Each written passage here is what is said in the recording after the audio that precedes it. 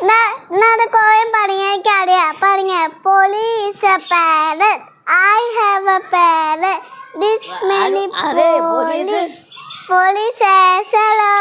Police green. Let's try stop.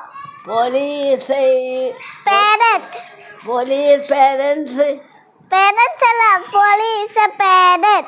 Police parent. Parrot alla parrot. Parrot. Parents. Alla parents alla parrot. Parent. Police is a parrot. Police a parent. I have a parrot. I have a parent. Parrot alla. Hi.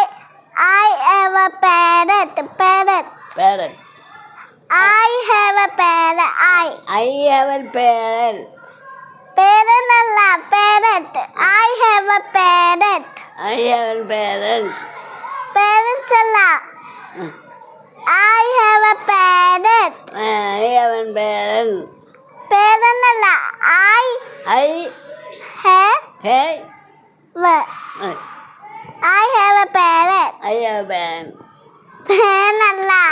Parent.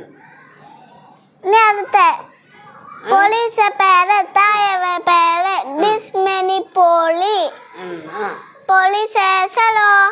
Police says hello. അടാ police green. Police clean. Clean അല്ല green. Clean.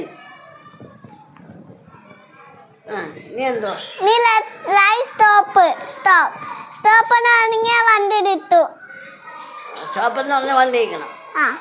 Yellow light ആണെങ്കിൽ ഡെഡിയായി വേഗം നിൽക്കണം.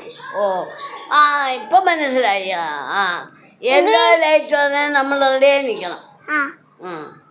വണ്ടി സെറ്റായി ഡെഡിയായി നിൽക്കണം. വണ്ടി green light ആയ പോണ എല്ലാ വണ്ടി പോയാ.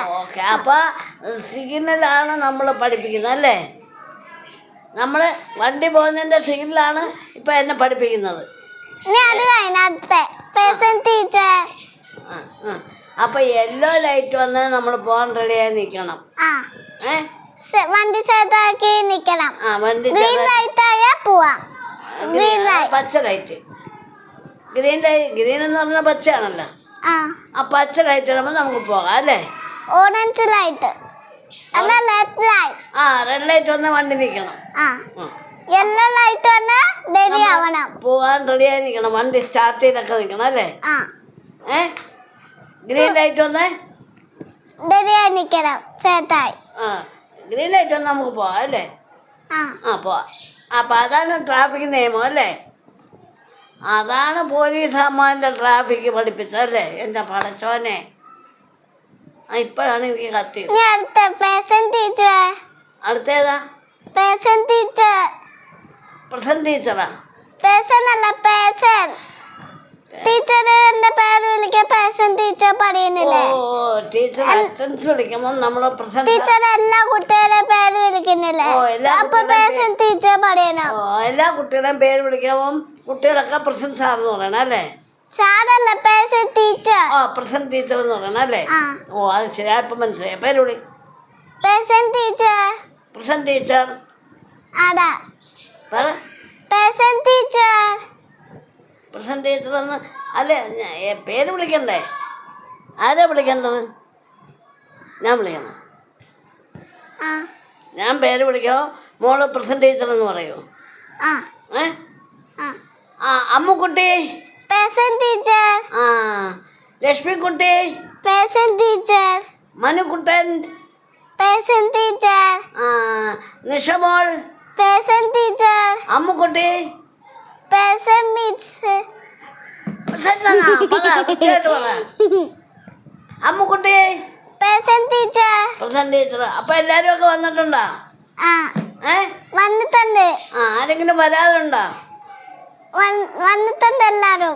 അപ്പൊ ഞാനൊരു കൊച്ചു കഥ പറഞ്ഞു തരട്ടെ.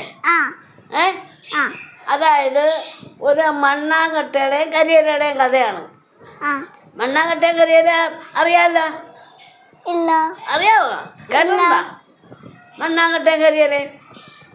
അത് ടിവിയിലില്ല. ടിവിയില്ല. അതായത് ഈ മണ്ണാങ്കട്ടയും കരികലയെന്ന് പറയുന്നത് പണ്ടുണ്ടാണ്. പണ്ട് ടി വി കണ്ടു. ആ പണ്ട് കാറ്റ് വരുമ്പോ പടങ്ങി പോയി മണ്ണാങ്കത്തെ വെള്ളം പോലെയായി. അപ്പൊ ആ കഥ തന്നെ ഇപ്പൊ ഒന്ന് വിശദീകരിച്ച് പറയട്ടെ. ഇപ്പോഴത്തെ കാലഘട്ടത്തിൽ ആ മണ്ണാങ്കട്ടയും കരിയിലയാണെങ്കിൽ എങ്ങനെയായിരിക്കും എന്ന് പറയാം.